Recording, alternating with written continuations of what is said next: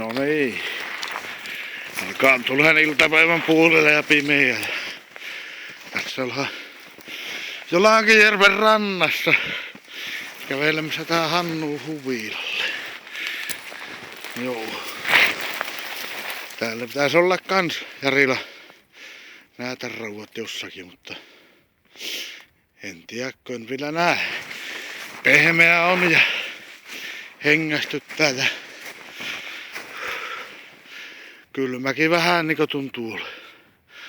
En tiedä missä tämä Jari täällä on, mutta ei saatako lähteä tarpomaan. No niin, sieltä se saapuu. Oliko näätä?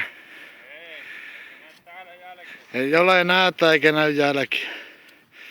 Ei. Miten se muuten sitten?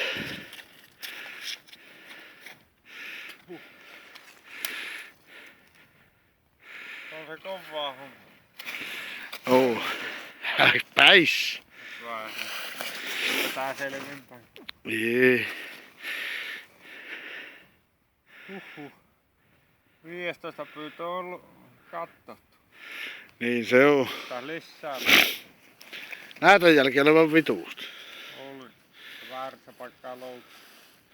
Perkele. Niin saatako ottaa lisää ja siirtää. Ei. Oi vittu, hei.